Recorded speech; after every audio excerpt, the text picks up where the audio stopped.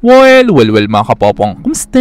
Well, since isang mahalagang balita ito straight to the point na tayo, ha? Well, alam niyo naman siguro na itong ground operation ni Netanyahu sa Gaza posibleng sa mga oras na ito ay tuloy-tuloy pa rin ang nangyayari ngayon doon. Pero, ang reality kasi ngayon ay totoong mayroon ng mga bahagi ngayon sa Gaza ang kontrolado na ng mga sundalo ni Netanyahu. Pero, ang isa kasi sa mga reality ngayon ay hindi kasi ibig sabihin na kung puro good news na lamang ang ibinabalita ng media sa Israel patungkol nga dyan sa ground operation ni Netanyahu ay hindi ibig sabihin yan na wala ng negatibong nangyayari ngayon sa mga sundalo ng Israel. Well, para pala sa mga hindi nakakaalam ay totoong ang ilang kasi sa mga sundalo ni Netanyahu na sumugod sa Gaza so makabilang buhay dahil sa surpresang ginawa ng grupo ng Hamas sa kanila. Yes mga kapopong, sinurpresa nga ng grupo ng Hamas, which is ang isa sa mga ginawa nila ay tinarget nila ang isa sa mga armored vehicle ng Israel na pumasok sa Gaza. At alam niyo ba sa kung ano ang ginamit ng grupo ng Hamas dyan? Well, yan lang naman isang uri ng anti-tank guided missile, which is dahil nga dyan ay instantly na 11 na mga sundalo ng Israel ang biglang sumakabilang buhay na ngayon pa lang ay paniguradong pati kayo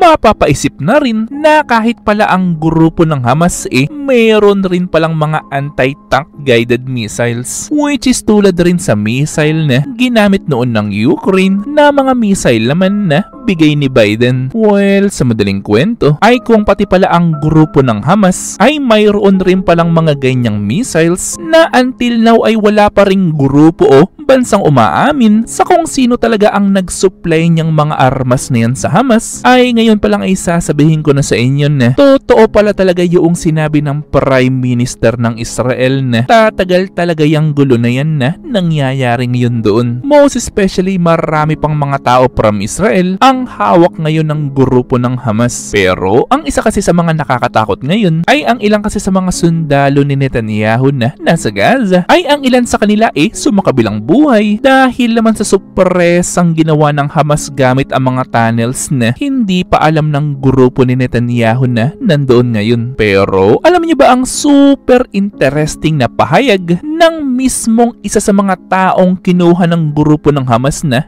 nandoon ngayon sa Gaza ngayon? Well, huwag kayong magugulat ha, dahil sinabi lang naman niya na dismayado siya sa mga ginagawang plano ngayon ni Netanyahu sa Gaza, which is sinabi niyang sasakabilang buhay siya hindi dahil sa grupo ng Hamas kundi dahil sa mga ginagawa ni Netanyahu na tuloy-tuloy na ground operation ngayon sa Gaza. Well, in short kahit pala mismo ang ilan sa mga taong hawak ngayon ng Hamas ay hindi ako makapaniwala ngayon na totoo pala na ang ilan sa kanila negatibo rin sa mga ginagawa ngayon ng mismong Prime Minister nilang si Netanyahu. Pero kung bigla ka namang magtatanong sa akin ng wait lang Teacher Popong, bakit ang lakas naman magreklamo noong tao na yun? Di ba itong ginagawa naman ni Netanyahu di ba para naman sa kanila ito upang makalaya sila sa grupo ng Hamas? Well, actually good question yun at ganito kasi ang explanation dyan.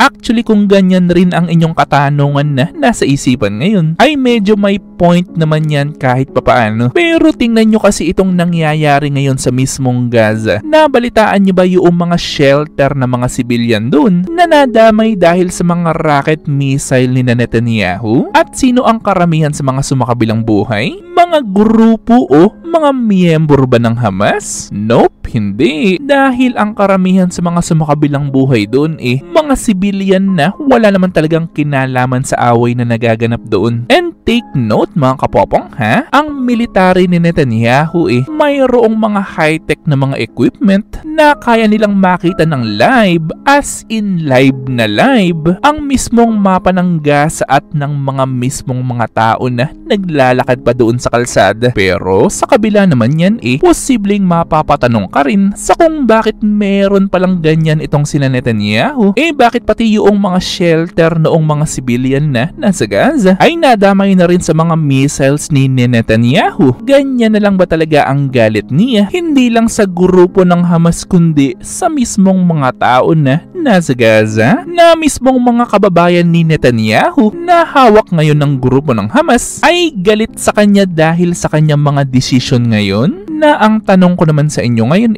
ano naman ang masasabi nyo ngayon o komento ninyo patungkol dyan sa mga kababayan ni Netanyahu na galit sa kanyang pinaggagawa ngayon sa Gaza? Sila ba ay para sa inyo mga taong walang utang na loob sa ginagawa ni Netanyahu? O para ba sa inyo sila ay mga tao na may point naman talaga dahil sa mga pinaggagawa ni Netanyahu ngayon sa Gaza? Well, siyempre gusto kong malaman ng inyong mga opinion at komento, so i-comment lang yan sa baba. Ito ay aking babasahin ng personal at pupusuan. At syempre kung may nalaman o natutunan ka sa video mo ito ay mag-subscribe ka naman. At nandito na yung inyong mga shoutouts. At kayo rin mga kapopong, kung gusto nyo rin magpa-shoutout o mag-request ng video ay i-comment lang yan sa baba. At muli ito yung Teacher Popong na nagsasabing, Te Amo!